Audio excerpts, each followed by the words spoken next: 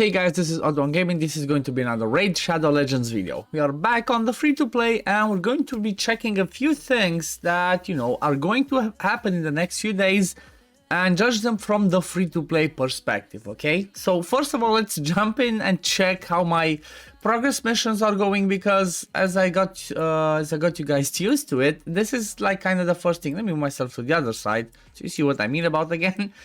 You click over here, you get into the progress mission. So I have already passed the previous few ones. I already did the the arcane ones. I had to do 10 times on auto, stage 14 or higher of the arcane keep, which luckily I can farm on 20, so that was pretty amazing to do.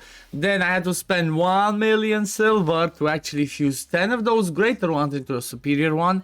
I did the same thing with the spirit keep, and now I have to wait till Wednesday when the magic keep will open, so I'm gonna have to do the same thing. Do this one and then get to the next point. So this is something I'm really happy that I'm doing right now because, well, you know what? We're getting straight into a subject I want to talk about, and that's the events and tournaments that they put in the in-game news. So if you click on the news and go to like end of winter events, it says over here that to celebrate the end of winter, we've prepared tons of activities for you. Really? So for limited time only, from Tuesday till Thursday, they're gonna launch an extra legendary event. For those of you that don't know what this means already, is basically if you summon ancient shards and you do manage to pull a legendary, like I was lucky enough to pull legendaries from my ancient shards, you get an extra one for free. So basically, if you do hit legendary, you get another one for free. However, the problem that I have with this one is the fact that it comes just before a 2 times ancient event. For the sake of my main account, for example, I'm quite possibly going to be pulling for this one. Because you know what? The 1+1 is better because I'm kind of I have to check where my PT is. If I'm close to hitting the PT, which is 220 ancients, then I'm going to go for it on the main account. If not, I'm just gonna skip it. Maybe I'm gonna skip the 2 times as well. But for the sake of a progressing account, like such as this free-to-play, or like if you're early, mid-game, even late game maybe, if you don't have all the epics in the world that you need, all the epics on the in the game, 2 times chances for ancients are still better, because instead of having an 8% chance to get an epic, you're basically gonna have a 16% chance to get an epic during this weekend. So that's what I will be doing on my free-to-play account. I'm saving all my ancients and I will be pulling them during this 2 times ancients. I mean, I know that, yeah, maybe, the fusion's gonna end sometime this week, and then maybe in a couple of weeks another one will start. But I don't think that pulling those ancients is gonna, break the bank for me. I'm gonna have a better chance with saving my voids, my sacred shards, which I'm starting to do, just to be ready for the next fusion. So that's one of the amazing things that they announced this, which makes it easy for a free-to-play to skip, because I'm gonna do that 2 times in the weekend. Then the next thing is they have a drop fever with triple chance of getting specific gear. This is really amazing, specifically for the Fire Knight part, especially because I can farm stage 20 on the free-to-play, and I kind of have champions that I want to have in region set, such as Tomb Lord. I want to have Jumarsan region set, maybe some other ones, such as what's his name again? Master Butcher. Like, I've been telling you guys that I'm focusing and I'm going to start building him for the sake of the next Doomtown rotation, for the Baumel rotation, and Master Butcher is going to be one that's going to be good. And well, having him in a regeneration set up until I can get a good Guardian set on him, that's going to be just perfect. And also there's going to be like 3 times chances for accessories for Silver Watchers and for Dark Elves. I guess they're doing this because of the Oella and Ultan, fusion that we had, and well, we still have the fusion and the championship training tournament for the sake of getting him, so maybe it's like, yeah, here, farm some accessories. But yeah, honestly, from these events that they're announcing, like, they're all pretty good, they're all pretty decent. The only one that I will be personally going for on the free-to-play is the regeneration one. I'm definitely, when the Fire Knight is gonna pop, I'm definitely gonna be farming regeneration set. I'm gonna get my master rewards, because hopefully there's gonna be a champion Fire Knight tournament going at the same time. So you know what? Double dipping. I'm getting the milestones from the tournament. I'm also getting myself hopefully some good regeneration pieces. But if we move along and see, there's another thing that popped in here, which is the Forge Pass. Well, Forge Pass is something that honestly, I was really harsh judging this one from the perspective of my main account, but from perspective of somebody that spends nothing, or a free-to-play or a progressing account, this is insane. It's just lots of free stuff. You know what? It's lots of free stuff. You don't even have to acquire it. You can finish the whole thing as long as you do the daily challenges every single day. So for example, look, I had to win 3 classic arena fights battles using at least 1 force champion. I just put my Jamars in the team. Then down here says place debuffs on campaign or dungeon bosses 25 times while battling them. Again, pretty easy. And then this one at the bottom, move my head a bit, makes one greater or superior potion of any affinity. Basically costs you 20,000 silver to mix from the lesser to greater one. That's about it. So honestly, I don't think I have ever encountered anything here. Like, leave it in the comments below, guys. Is there any daily challenge that you've seen before in the Forge Pass that you're like, oh, I cannot do this, this is impossible? Because I have not encountered one like that yet. The only thing that's, like I said, that can be a bit tricky is this one, but if you're farming one-man defenses, such as what I'm doing right now, then it's pretty easy. Just throw, you know, your best team plus the affinity it requires, and that's it. And then after this one just have to log in for the whole, you know, the whole 100, basically 3 hours, collect them, and that's it, job done. And the good thing about this is, as long as you do all the daily challenge ones and don't miss any of them, you're gonna 100% finish it and get all these rewards: silver, forging materials, charms, glyphs. These are all good rewards, honestly, unless you're endgame. Even endgame, they can be useful, but they're good rewards. You know, it's free stuff, lots of free stuff just by doing the daily challenges, and that's amazing. And the good thing about this is the fact that you have to, what's it called? You can even skip a few days. Don't skip from the beginning, but from what I remember, like, correct me if I'm wrong, from what I remember from the last time, I think I was done with it, and there were still like 2, 3 or 4 days left after I finished every single thing. But I would not suggest to you to like skip at the beginning. No, do everything as much as you can, because you might miss something one day, and you're gonna, you know, you're gonna take advantage of all these rewards. Something really amazing that happened today, and it's part of the fact that, you know what, I was showing you guys that I'm trying to push over here. Basically, I'm at the point where I'm forking Nightmare, and like I said, our client is taking now Brutal and Nightmare daily. So yesterday I just forked Nightmare because I still need to improve my damage. I still need to get my War Master on Anax in order to try and 3-key Nightmare and 1-key Brutal, which is kind of like the short-term goal right now. But because we take it down, like I said, we get these chests, and all of us get double chests. So it doesn't matter whatever, you know, wherever you finish, if the boss is killed, you get 2 chests. I got 2 chests from the ultimate one, and look at this one. Look at what I got on the second chest. I got the legendary tome, an ancient shard, and this was an amazing 5-star immortal piece. It had speed, accuracy, resist, so it's definitely worth it. This is why I'm always saying clan boss, guys. Clan boss, clan boss, clan boss. Do not ignore it. It's the best thing in the game. Gives you the best rewards possible. That doesn't mean I'm gonna get sacred shards every single day, but if I get them once in a while, I'm gonna be happy about them. Because if you have a look over here, now I have 2 tomes. I could just straight up throw these tomes into Tomb Lord over here and have him fully booked on the A2, and then start focusing on my Lysandra. I'm gonna be debating if I'm that desperate to get the books on him, like right now, if it's gonna help me in this instance. If not, I might just wait for next week's CVC. You know, it's still a week, I know, but I don't think it's gonna be game changing for me to have that on a 2 tons or not. I will decide. If I feel like, yes, I need to do it now, I will do it. If not, I'm just gonna wait till the next CVC next Tuesday and get some extra points, you know, because you get 3,000 points per book. That's definitely not bad. That's definitely not bad. In the meantime, I have been progressing the Doom Tower. Oh yeah, I also finished in Gold 5, by the way. I finished in Gold 5. I got the Gold 5 chest. I got some pieces in there. Nothing too crazy, but gave me some more gems, gave me some more stuff. That's why I have a ton of gems, guys, because some people are asking, some of you are asking me, like, oh, how do you have so many gems? How do you have so many of that? I save them. I don't use every single thing that I have. I save them, plus, as I showed you from the progress missions, I get 75 gems every time I do one of these things. So imagine how many gems I'm getting. Look at this. 50, 100, 50. It's like gems after gems after gems, just by doing the progress missions. And that's how I'm slowly gonna gather the gems.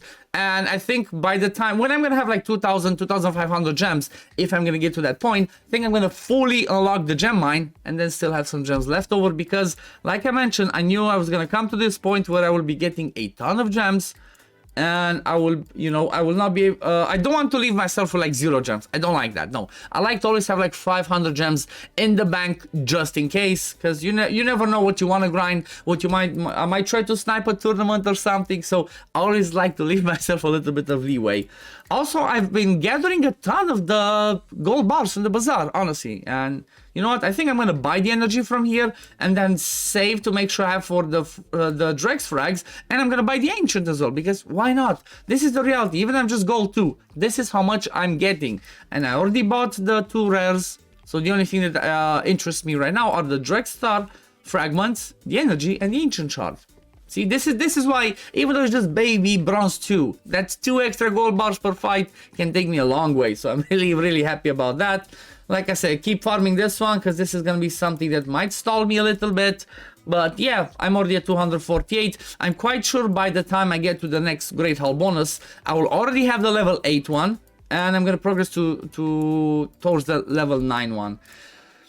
And then in the Doom Tower. In the Doom Tower, I have passed this one, honestly, with no issues. Like, I guess my team was just, I just smashed. If you look at over here, 72, you know, I did take some extra turns. I don't care about how many turns or time it takes. I beat it. And I'm farming it. It's not 100% consistent, but I put it, I'm let it fight, come back to it. If I lost, I put it to go again and again and again and again, because, you know, the higher the level, the more resources you get. You know, the higher level you go, the bigger chance. So instead of farming stage 60, I get 6, 11, 3, 6. This one I get, let me see, 5, 9, 7, 30. I have a high chance of getting the purple ones, which is amazing, because I want purple ones, because I want to get to the higher level ones, to 4, 5, and 4 and 5 star, not 3 and 4 star, you know. So this is really amazing. I'm gonna be farming this, and if the pieces are gonna be good, they're gonna be silver. They're going to be silver. Now the test is going to be this one. I have no idea if I actually have the strength to beat the Nether Spider on this one, because the last time, the way that I did it is I actually nuked it down with Rhonda. Because, what's his name? Shieldguard is wrong affinity, so he definitely would not be able to do it. And I guess that's what I will have to try and see if I can do this time around again. Get myself over there, see if I can beat it, because that's the last thing that stops me from getting to the end of the Doom Tower. And then when I get to the last one, to the Eternal Dragon, it seemed pretty easy for me to beat the previous one.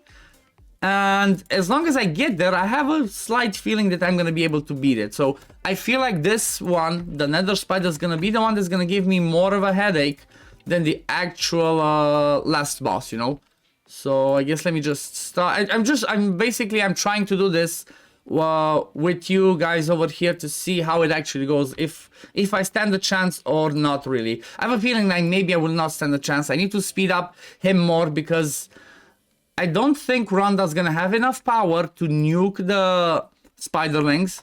I don't think she's gonna have enough power to nuke the Spiderlings without the decrease defense. But maybe with Lysandra third meter controlling the situation here, I might just have to A1 with her, come back to Lysandra and do the third meter control and then nuke. So let's have a look. But yeah, the first thing that's gonna happen is it's gonna start throwing all those poisons. Those are gonna hurt a bit. So first thing, third meter. Yep, there we go. Then let's do this, because like I said, I'm 100% sure I don't have enough nuking power on her to actually kill the Spiderlings without the decreased defense. Third meter control again. She's dead. Let's see. See, even with a decreased defense, I cannot kill the Spiderlings.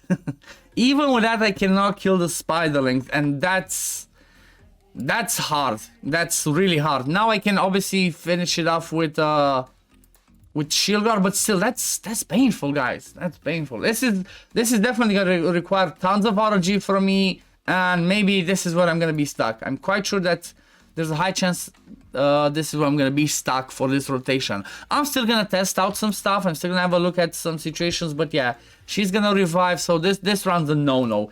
Maybe if I try this fight with Coldheart in there, I see somebody actually did it.